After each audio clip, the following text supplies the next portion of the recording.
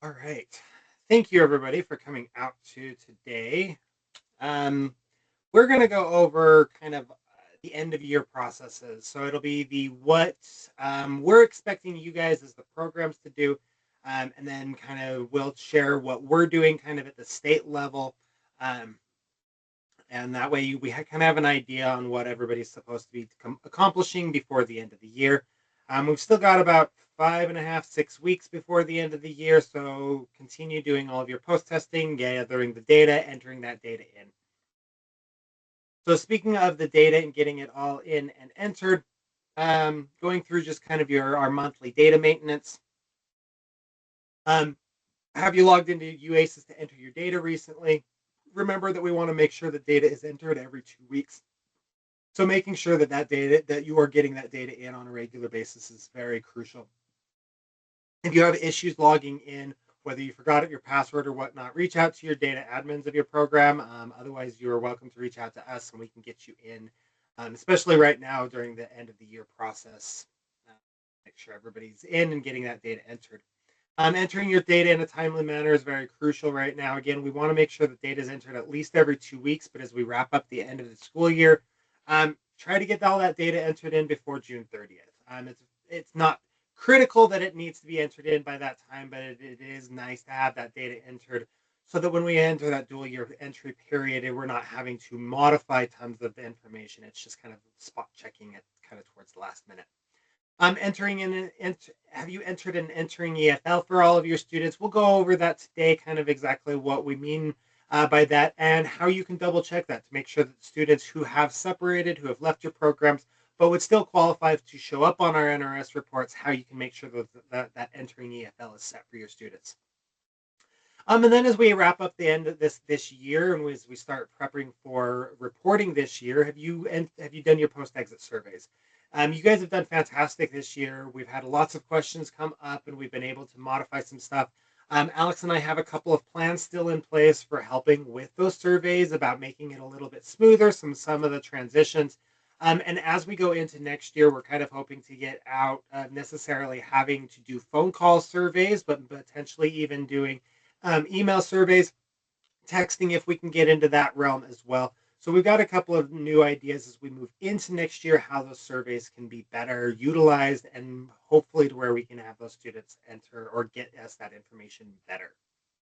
So let's talk about everything that we need to do pre-July 1. So everything that we're going to do between now and July 3rd or June 30th, I mean, what are we expecting you guys as the programs to be doing? The biggest thing is building your classes for next year.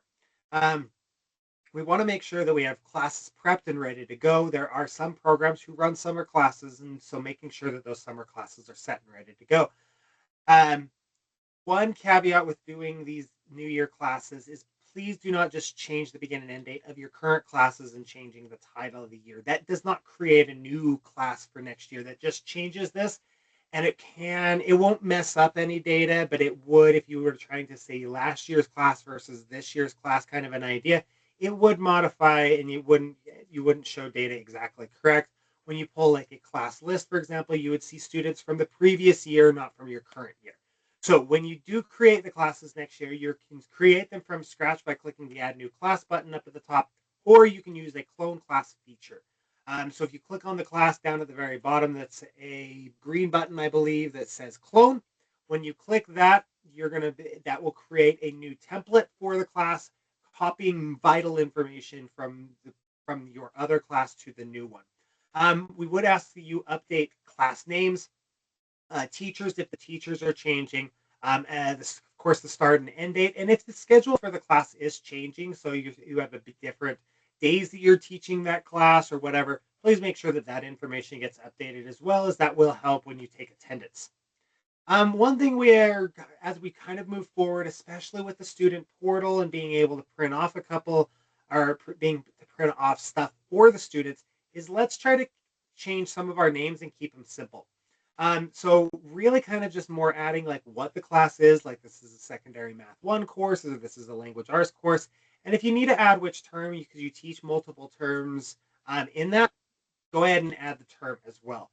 but we do still see sometimes the schedule, the teacher, the room location, all of that information is sometimes logged into the name of the class, and that doesn't need to be there. The students have access in their portal to pull all that same information, so it doesn't need to be doubled and twice. When we do a print schedule for the students, again, that information is all pulled within the print student schedule as well. So if we can keep those names simple about exactly what they are and that kind of information, you're welcome to also add the fiscal year into that. A lot of programs like to add that fiscal year so that when they look at a historical class information, they can see which class is taught for which year. But yeah, try to, as you move into the new year and you do change those names, see if you can kind of simplify some of those as you do move forward. Student records, as we do, of course, as we finalize some of our students, we need to make sure the information is there. So making sure that all hours are entered in for your students, tests are entered, specifically tests are given towards the students, but making sure that those tests are entered as well, and then all credit information. So just making sure that the student is done for the year as we move into the next year. Status and barriers. A few weeks ago, Alex and I launched a new status and barriers page. And this is just to kind of help make sure that those that are missing status and barriers or those that need to have them re-verified, because status and barriers need to be updated every year. Just making sure there's a new page under the students section that you can go into and just kind of verify that all that information is correct by the end of the program year, so by June 30th, we would like to make sure that that status and barriers page is completely cleared out. All status and barriers for active students are clean, are updated, as well as new students have their barriers in there. Our federal reporting does rely on this information to be updated and accurate for all of our students, which is why we want to make sure that you have that information coming in. A goal for Alex and I is to be able to have students update these status and barriers in the fall so that when we do move into the new school year that they will be able to update their own information. They just need to have the login capability. But yeah, that's we want to make sure that the status and barriers are updated. Portal registrations. For those programs that are using the portal registration, um, we've had a lot of good feedback. And again, as we do continue to move forward, we will still continue to take the feedback and implement it as we have in the past. But for those that are using the portal registration, we need to make sure that that portal registrations get cleared out. Um, for those students that have been on there for a while, please make sure that they are cleared out. Um, I have had a couple of questions a few times about how long should students stay on that, how long until we should clear them out, and I would say that it's very similar to keeping your records clean, so about every 2 weeks. If a student's been on there for 2 weeks and they haven't come back in or whatnot, give them a phone call, figure out what's going on, see if they're still interested. They may just need that extra prompt to get in there. Um, so again, what I have seen is we have implemented this year that some portal registrations have been on there for a couple of months, and that's what we need to start clearing out. Um, the reason we need to clear this out is one of our federal tables does rely on this information. It's our table 2A. This table does show us the students that were interested in adult education and either came for a little bit of time or whatnot, but they didn't have an entering EFL, or more precisely, they didn't earn 12 hours within our program. Um, these students that do show up on table 2A do not count against your monthly reports or against your federal reports. It is simply these are kind of the interested students, but never kind of followed through. So the portal registrations are helping us build this number to where it's a more accurate number as a state. But in order to do that, you do need to go through, clear it out. Again, either enroll the students into the program as they do continue, or there is that opt-out option for the students. So clearing that out by the end of the year, we would like to see that. If you have questions about any of the students that are on there, whether you've accidentally double enrolled them or whatnot, please reach out and we'll do that. Um, Separation of students. You can use the separation notice to identify who needs to be separated. Again, students that show up on here haven't had any sort of activity within your program between 90 and 115 days. if students are not going to be back into your program past the 115-day marker, um, go and add a planned date of return for those students. What that does is it holds the student's period of participation open, to where you don't have to re-register the student. They'll still stay active. You don't have to give them a new pre-test, and they don't have to earn a new 12 hours. So as we move into the summer months, especially those programs that take longer summer breaks and won't be back until the end of August or even into September, adding a planned date of return really will help you have your students continue in your program so you don't start fresh with all of your new students. I always get this question: can we graduate or can we separate our graduate students before 90 days? Yes. You can't do it from the separation students or from the separation notice page, but you can go into each individual student, go into their enrollment page and separate them there. Again, students don't need to be inactive for 90 days before you can separate them. You can always separate a student prior to that 90 days. Last thing, please do not go out and clear all of your students. Do not try to get your number down to 0 active students. Um, that's not the way the system is built to interact with the students, and that's not the way the reporting works for our students. We do want to see continuing students. We want to see how many students continue from one year to the next. That is information that we do report to NRS. So if you are going on a summer break, that is fine. Go ahead and leave your students in there. Again, I would suggest checking in periodically throughout the summer, seeing who's showing up on the separation notice, putting planned dates of student or entries in for students that are going to be separated, but do not go through and do a mass separation for all of your students. Entering EFL notice. So I mentioned this at the beginning, kind of where to do this. There is an entering EFL notice under the programs tab. So if you click on programs in UASys up at the top, there will say entering EFL notice. Our goal is to have all of these students cleared out. The students that show up on here are students that had over 12 hours in your program, but never had an entering EFL assigned to them. Due to they never took a pretest, they never had a provisional assigned to them, one of these situations. So these students need to have an entering EFL. And the federal has told us that the only reason a student should not show up on our federal reports is that they didn't have 12 hours. So in order to accomplish this, students who had over 12 hours need to have an entering EFL assigned to them. So this list will be students who did have 12 hours within the program year, but never had an entering EFL. When you do add an entering EFL, it will add a provisional EFL to the student's record, and then they will start showing up on all of our federal reports. Now, there are going to be a handful of students that you may see at what we'll say recoverable MSG. What this means is that a student has earned an MSG, but it doesn't currently count for your program. This would be, for example, a student who came in, earned some hours, specifically over 12, went and took a GED and either passed the GED or passed one of the subtests, but they never took one of our NRS tests in the system. Those would count as an MSG if the student had 12 hours and had that entering EFL. All we need to do is add this entering EFL for the student, and your program will get that MSG for the student. So if you see those recoverable MSG possibilities, that is what that means, is that the student currently doesn't count for your program, but as soon as you add this provisional EFL for the student, they will start counting on all of your federal tables, on the monthly reports, all of those. If you have questions about any of these, how to do this, we do have how-tos inside of our system. Alex has updated a lot of our how-tos recently, and it gives you step-by-step processes on how to add all of this information.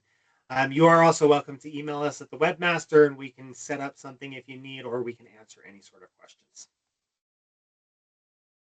Staff certifications.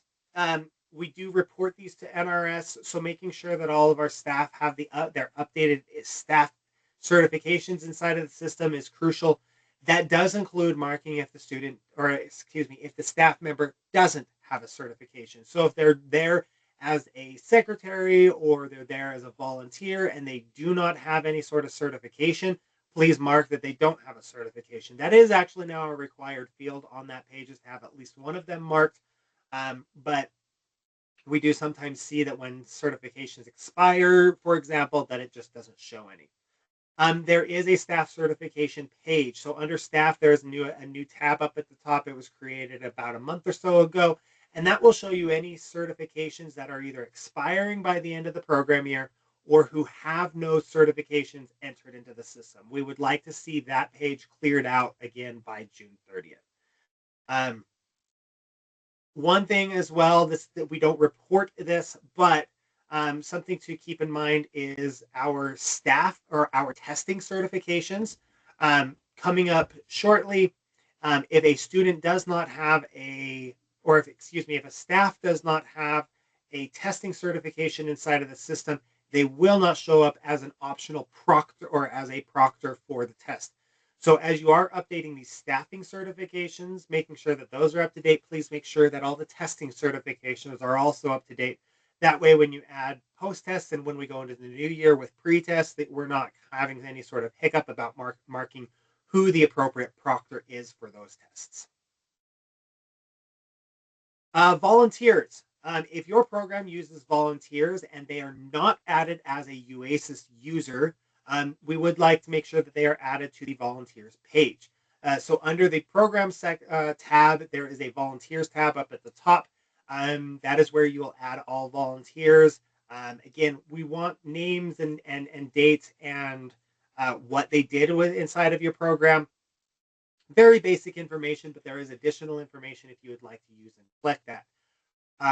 So again, we do report these to NRS. They are on our NRS Federal Table 7 if you would like to see how many you do have. You can also go to the same page to get that counted. Again, if your program uses or used volunteers this year, please make sure that information gets entered. Hey, Adam. Yes. We've got a hands up from Chris. Oh, I apologize. I do not have that on my page. Chris, question. Hey, no question. I was just getting ready to type it in the chat anyway. Going back to the staff certifications really quickly, when you said testing certifications, I know that's CASAS, are you also referring to NRS as well? No. So yes, it's that it's the testing certifications that they can give the CASAS, they can give the TABOR, they can give the BEST. Okay. So another quick question on the side of that. Let's say we just hired someone couple of days ago, which FYI we just did. Right. There's like really 3 weeks left of the school year. Do we really need to have them complete the NRS training this year, or should we just wait until July 1st? Aisha? I know you're not paying attention.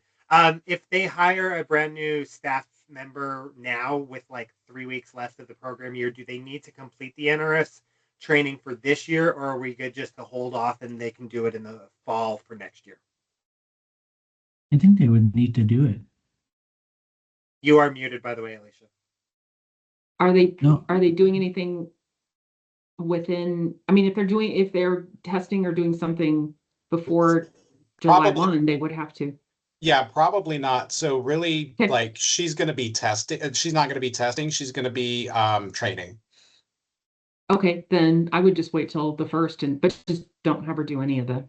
Okay. Yeah. So the key is like she literally would be training, and then 3 weeks later she goes on break for like a month and a half.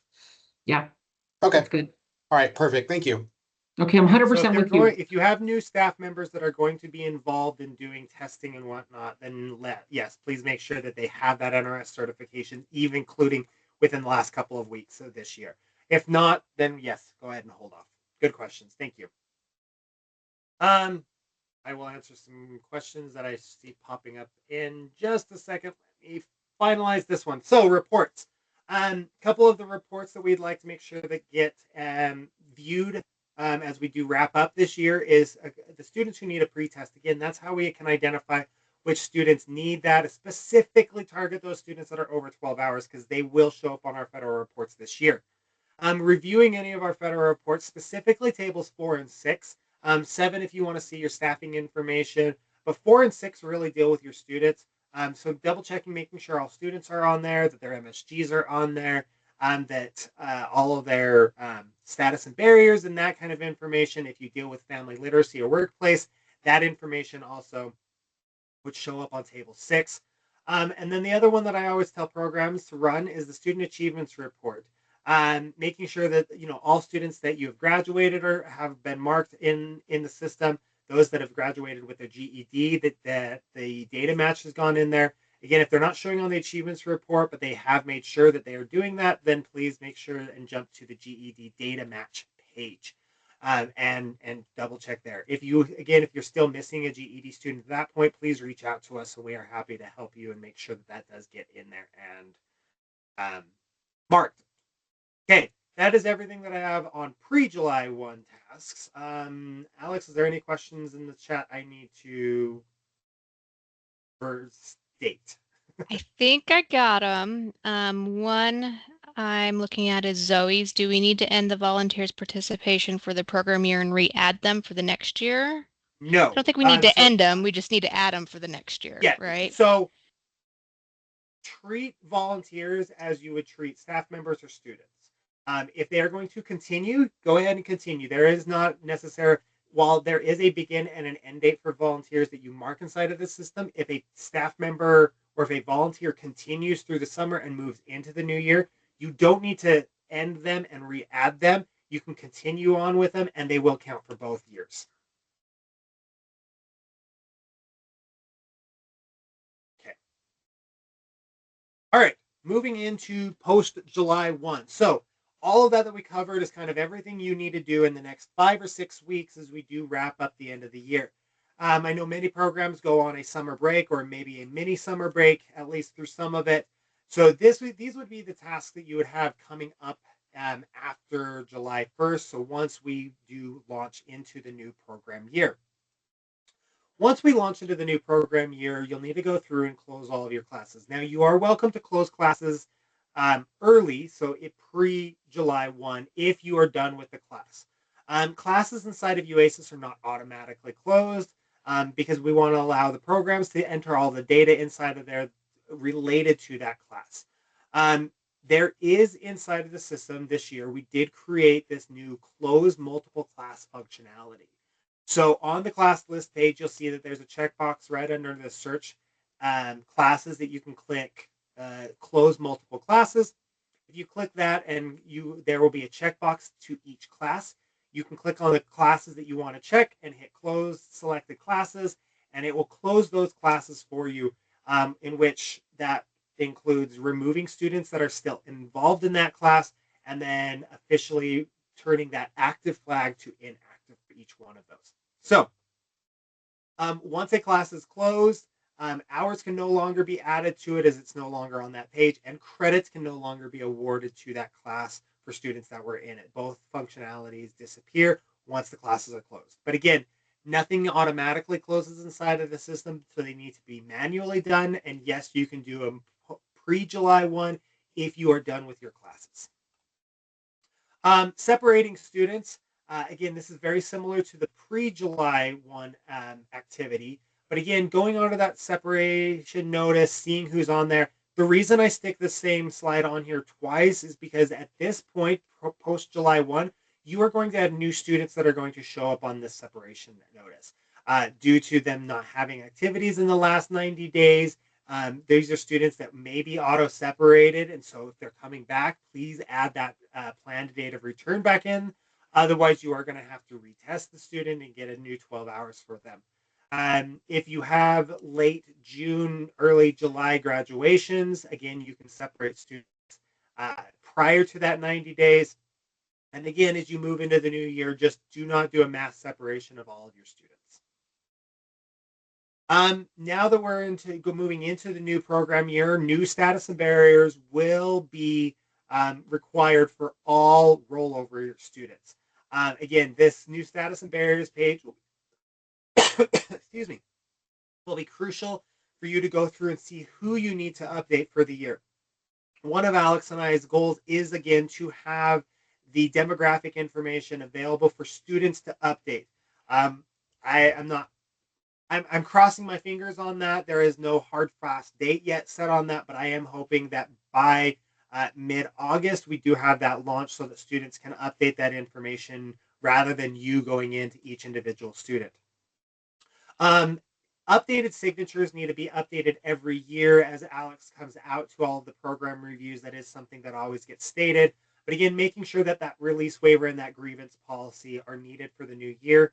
Again, this will be something that as we move into the digital realm of UASIS, students will be able to re-sign that as a digital signature and be able to say, yes, I'm good with my release waiver and I understand the grievance policy. Again, our federal reporting does rely on these informations, which is why we need them from year to year. Our staff list, as we move through the summer months, I've already heard of some changes that are happening within different programs, but your staff lists may change. So student or staff may get reassigned to new schools.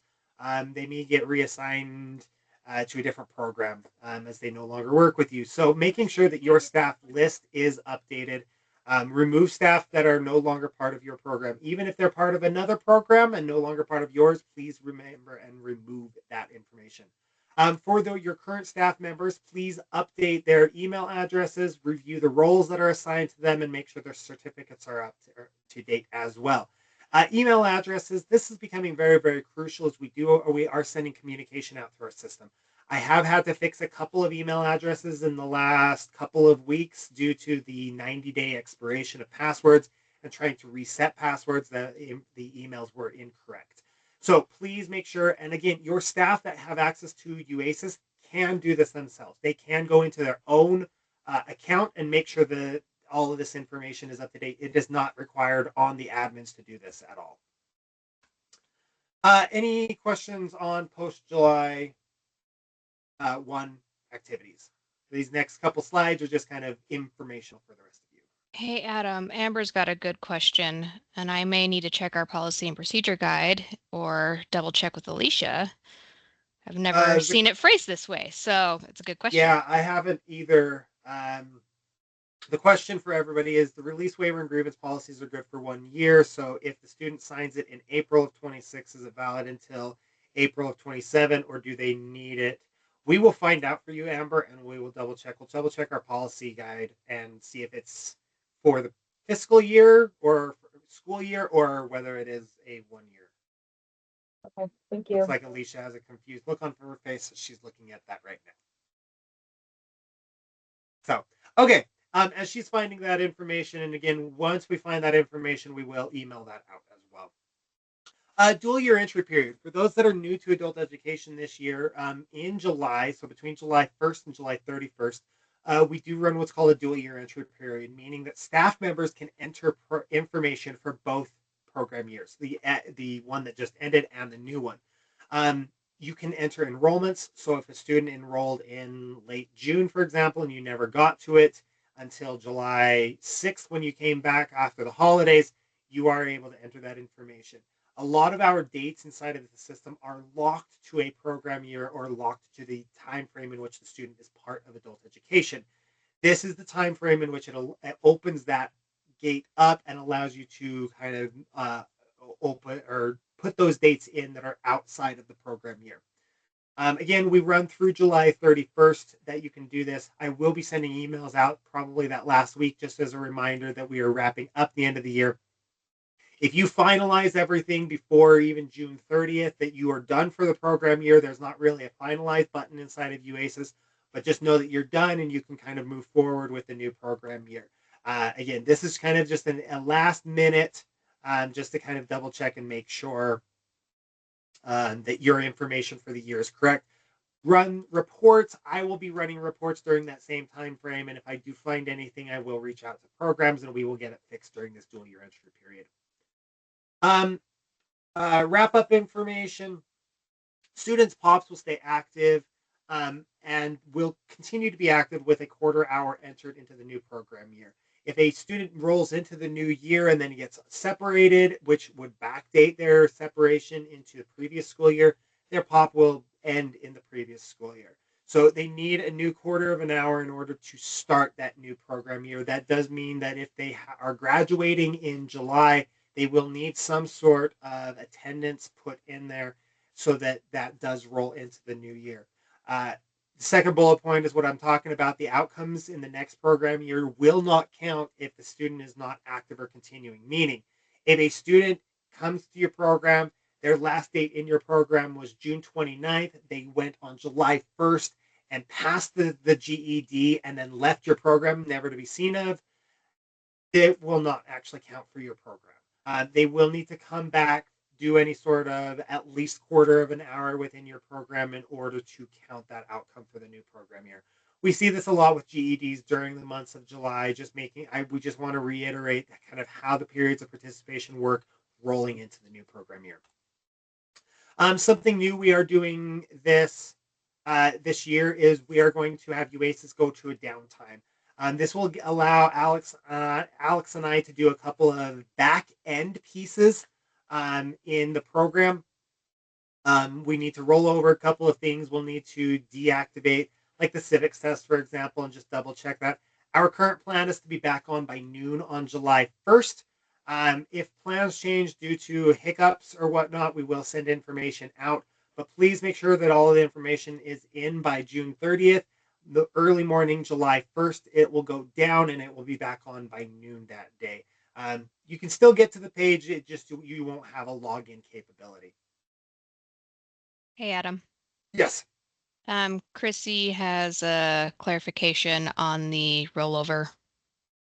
So even if their POP is open, what she's talking about is the outcomes. So while the POP may still be active and open in July when they do pass their GED test and the data match comes down, NRS has told us that the end date for students counts as activity, meaning inside of our system, that is some sort of contact hour. So even if their POP is open in July, but have had no sort of activity contact hour inside of UASIS, the date is going to backdate into the last program year when they do get separated, and that outcome will not count. We kind of went back and forth on what counts as activity and what doesn't, and in UASIS, an activity inside of the system is contact hours.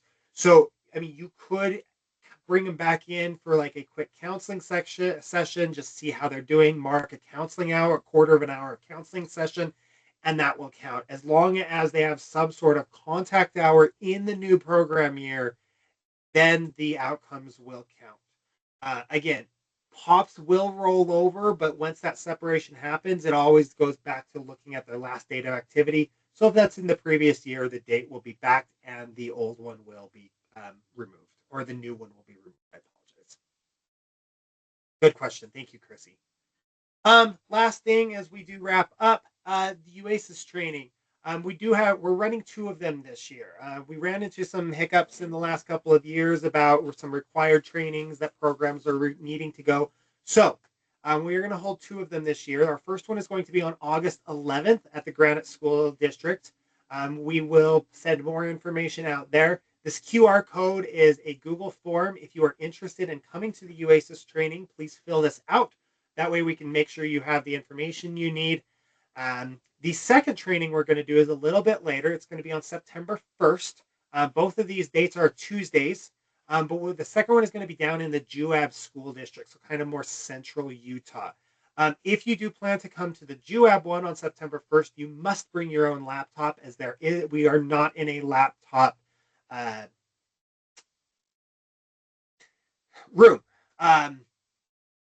Those that are interested in coming to this are really anybody, specifically new admins, new teachers. But if you just want a refresher for the UASIS training, you're welcome to come. So that's kind of who we're looking at doing for these trainings. Again, no one is required to come to this, but those new admins, those new directors that we're getting, and then, of course, if you have a new role inside of your program that you're doing more with data, you may want to come to this training.